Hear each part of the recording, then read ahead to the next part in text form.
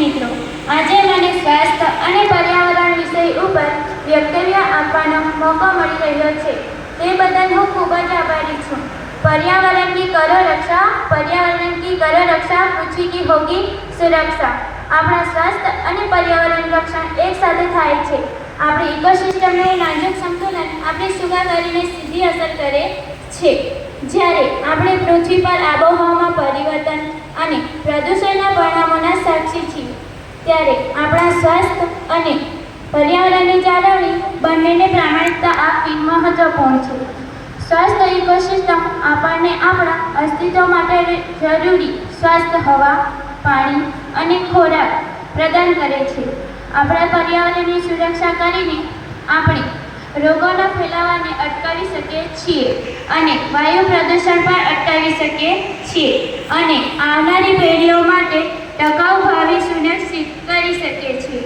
પૃથ્વી પરના કારોબારી તરીકે કામ કરવાની તમામ અને જીવસૃષ્ટિને ટેકો આપતી ઇકોસિસ્ટમનું રક્ષણ અને સંવર્ધન કરવાની આપણી જવાબદારી છે। આપણે ચોક્કસ પ્રવૃત્તિઓના હિમાયતી કરવી જોઈએ। सब मिलकर अब खाओ कसम, सब मिलकर अब खाओ कसम, पर्यावरण की क्या अहमियत है सबको बताओ। अपनी इस दुनिया में हरियाली लेके आओ और प्रकृति को नुकसान नहीं बल्कि फायदा पहुंचाओ। Thank you.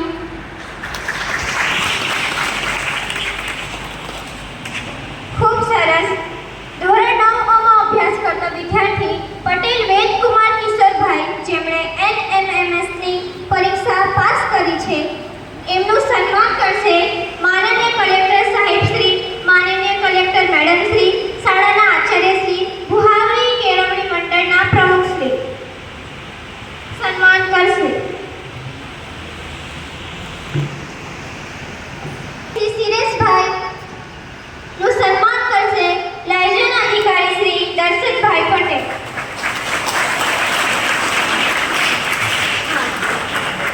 ધોરણ 9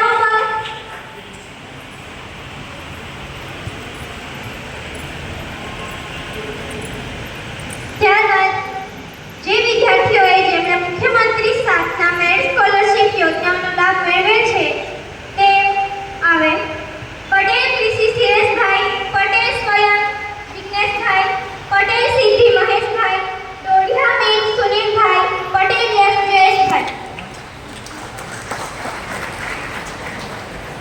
એમનું સન્માન કરશે।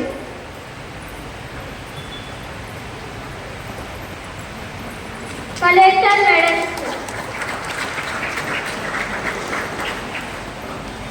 તમામ વિદ્યાર્થીઓનું સન્માન મેડમ કલેક્ટર શ્રી કરશે।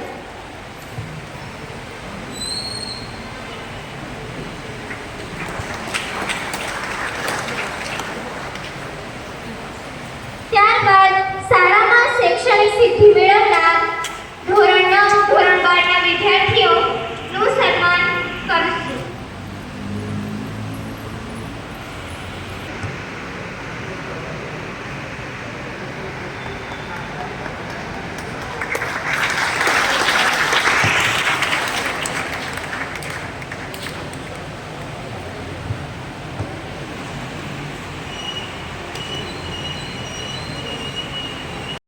અને ભુહાવરી વિભાગ કેળવણી મંડળના કારોબારી સભ્ય શ્રી પ્રકાશભાઈ પરમાર, જેમના લંડન સ્થિત રિલેટિવ્સ છે, જેમના દ્વારા સ્વર્ગીય રામજી નાના પરમાર ટ્રસ્ટ ચાલે છે અને એમના દ્વારા 2007થી કન્ટિન્યુ 18 વર્ષ થઈ ગયા છે અને અમારા બાળકોને જે લોકો જરૂરિયાતમંદ છે, જેમના પેરેન્ટ્સ નથી, એમને યુનિફોર્મ અને નોટબુકનું વિતરણ કરવામાં આવે છે। આશરે 1.5 લાખ જેટલો દર વર્ષે ખર્ચો કરવામાં આવે છે અને આ વર્ષે પણ 162 વિદ્યાર્થીઓને નોટબુક અને 69 વિદ્યાર્થીઓને યુનિફોર્મનું વિતરણ કરવામાં આવે છે।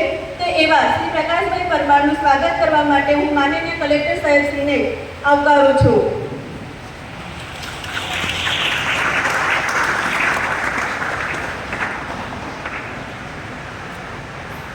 ત્યારબાદ આવા જ બીજા દાતા ભુહાવરી વિભાગ કેળવણી મંડળના ચેરમેન શ્રી વિજયભાઈ સોલંકી સાહેબ, જેઓ પણ આ શાળામાં દર વર્ષે જે ઇનામ વિતરણનો કાર્યક્રમ યોજાય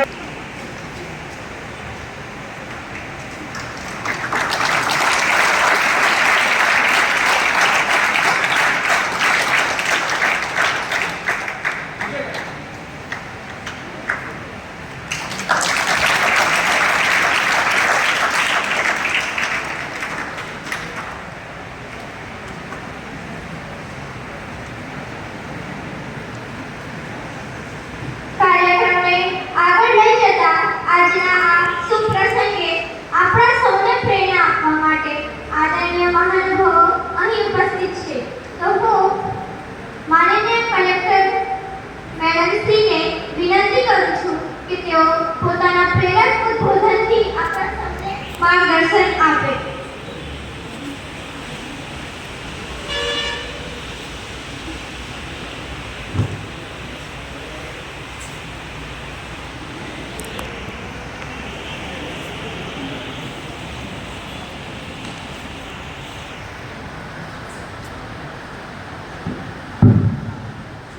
सबसे पहले यहाँ मौजूद सभी लोगों को मेरा नमस्कार. आप सब लोग, ये तो हाई स्कूल है, तो आप सब लोग 9th 10th 11th 12th के बच्चे हुए. तो मैं आपसे ना 2 सवाल पूछूंगी. देखो, जवाब देने की जरूरत नहीं है, लेकिन आंसर मन में सोच लेना, ठीक है? अगर किसी को मन करे तो हाथ उठा के जवाब दे सकता है. तो पहला क्वेश्चन ये, क्योंकि अब आप हाई स्कूल में हो तो नेक्स्ट स्टेप तो कॉलेज है या कुछ करना है. और तो क्या आपने सोच लिया है कि आपको क्या करना है स्कूल के बाद? कोई बताना चाहे तो आप उठा के बता सकता है, ठीक है? और दूसरा क्वेश्चन, चलो 1 मिनट और.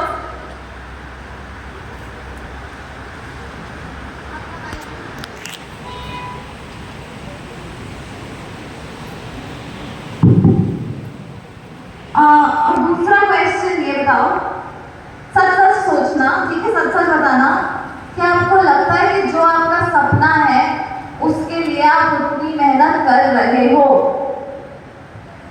क्योंकि ज्यादातर बच्चे क्या सोचते हैं ना कि अभी तो 2 साल है, अभी तो 1 साल बाद जाना है, अभी तो 4 साल बाद जाना है कॉलेज, तो अभी से थोड़ी तैयारी करनी होती है.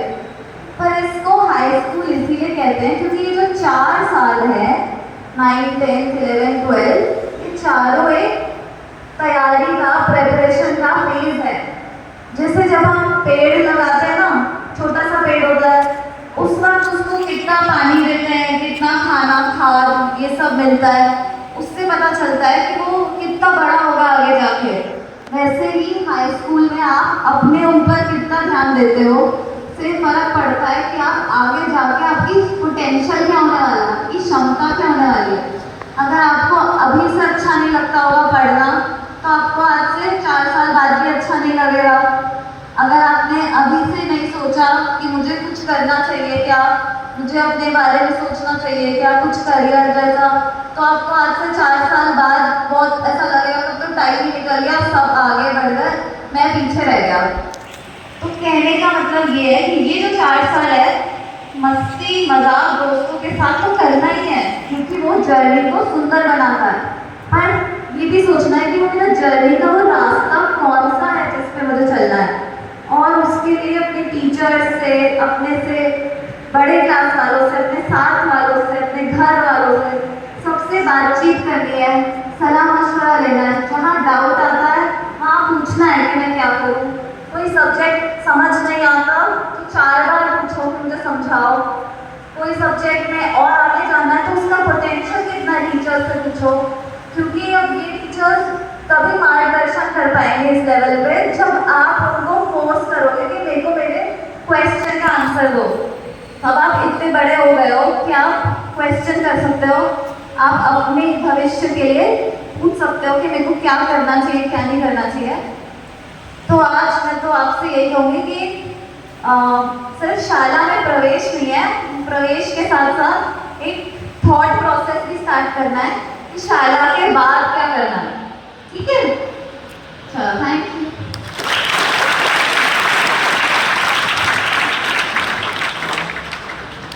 ખૂબ ખૂબ આભાર મેડમશ્રીનો.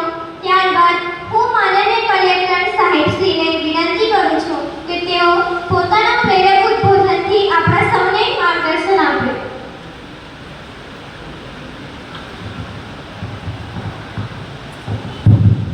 સૌને નમસ્કાર.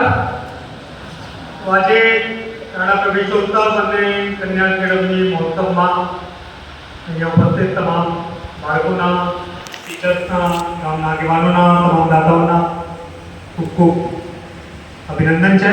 અને ખૂબ સરસ કાર્યક્રમ અહીંયા યોજાયો છે. મેડમે જે રીતે અગાઉ વાત કરી છે કે ભાઈ તમે હવે મોટા થઈ ગયા છો, 9મા ધોરણમાં અને 11મા ધોરણમાં પ્રવેશ થઈ રહ્યા છો. અમુક બાળકો 10મા અને 12મા ધોરણમાં છે. 10મા અને 12મા તો બોર્ડનો એક્ઝામ પણ થાય છે. हाँ, तो આપણે ખૂબ મહેનત કરવી છે.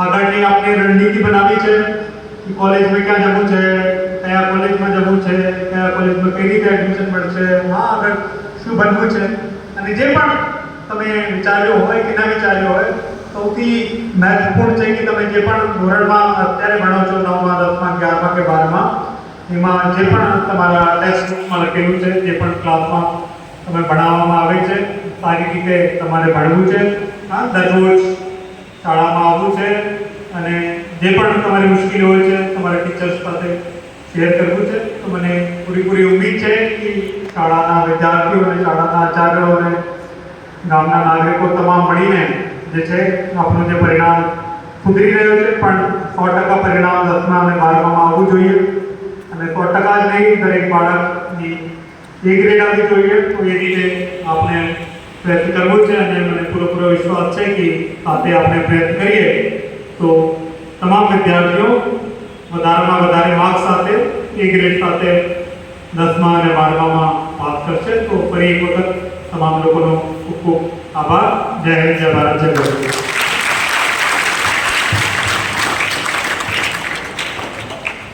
ખૂબ ખૂબ આભાર સાહેબશ્રીનો કે તેમના પ્રેરક શબ્દોની અમે સૌ પ્રોત્સાહિત થયા છીએ. આભાર વિધિ કરવા માટે હું શાળાનો વિદ્યાર્થી જે 12 નેતી કમલેશભાઈ સાહેબને આવકારું છું.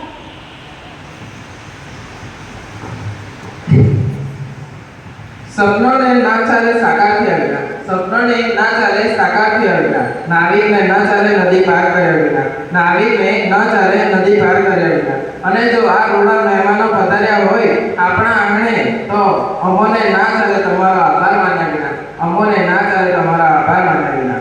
આજના આ કાર્યક્રમને સફળ બનાવવા માટે અત્રે ઉપસ્થિત માનનીય કલેક્ટર સાહેબ શ્રી, લાયઝર અધિકારીશ્રીઓ, વરી વિભાગ કેળવણી મંડળના પ્રમુખશ્રી, ઉપપ્રમુખશ્રી, કારોબારી સભ્યશ્રીઓનો હું હૃદયપૂર્વક આભાર માનું છું. આ સાથે આ કાર્યક્રમનું સફળ આયોજન કરનાર શાળાના આચાર્યશ્રી, સ્ટાફગણ, બિન શૈક્ષણિક કર્મચારીઓ તેમજ મારી શાળાના મારા સાથે મિત્રોનો પણ હું હૃદયપૂર્વક આભાર માનું છું. અસ્તુ. જય હિન્દ, જય ભારત.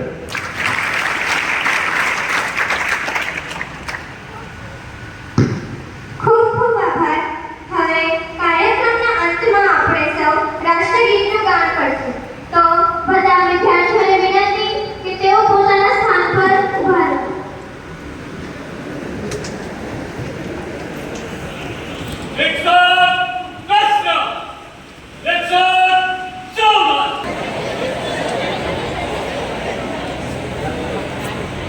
ત્યારબાદ શાળાના આચાર્યશ્રીને વિનંતી કે પધારેલ મહેમાનશ્રીઓને આગળના કાર્યક્રમ તરફ લઈ જાય.